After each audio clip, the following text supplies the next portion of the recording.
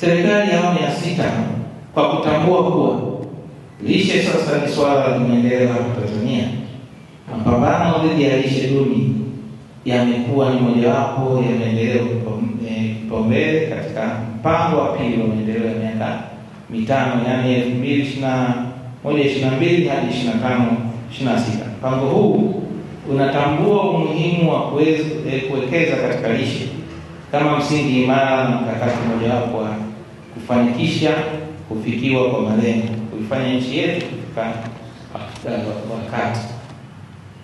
Ndugu zangu washiriki, bado zipo changamoto nyingi katika kukabiliana na utapiamlo mkoani kwetu.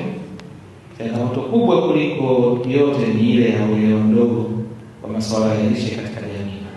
Basi sasa ni jukumu letu kuhakikisha sisi viongozi tunaendelea kusimamia vizuri misingi, lakini pia namna taratibu na kusimamia vikao na uendeshaji wa swala zima la afua za lishe kwetu.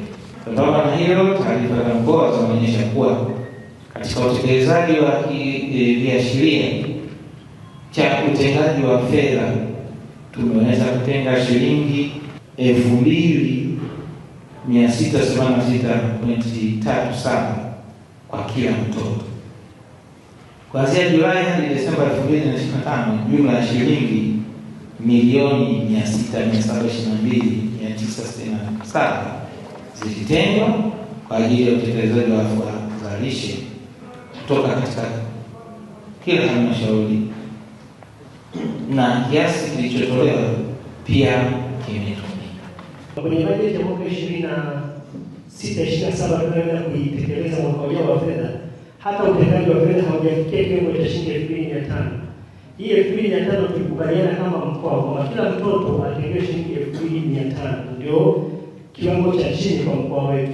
Tumesikiliza kutoka kwa mganga mkuu wa mkoa, baadhi ya mikoa wamefika mpaka shilingi 7,000.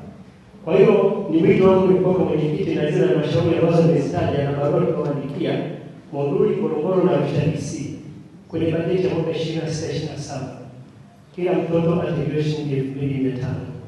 Cha pili, nataka nichangie, tumefanya assessment ya shughuli zinazotekelezwa na fedha hizi. Baadhi ya shughuli zinazotekelezwa na fedha hizi za lishe haziendani kwenda kutatua tatizo la lishe.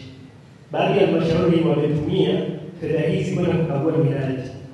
Baadhi wametumia fedha hizi kwenda kufanya mambo ambayo hayana uhusiano na afua za lishe. Wito wangu kwenu ni kwamba tunapozitenga fedha ni jambo moja, lakini jambo la pili, shughuli zitakazotekelezwa na fedha hizi ziende kweli kwenye kutatua changamoto ya lishe. Mwongozo wa utengaji fedha za lishe unasisitiza kutenga fedha kuanzia shilingi 1,000 na kuendelea kwa kila mtoto, na si 1,000 kama ukomo wa utengaji wa bajeti. Katika kutekeleza bajeti hiyo, jumla ya zaidi ya shilingi milioni 600 zilitumika kwa ajili ya kutekeleza afua za lishe, ambapo halmashauri ya Arusha, Karatu, Longido na Monduli na Ngorongoro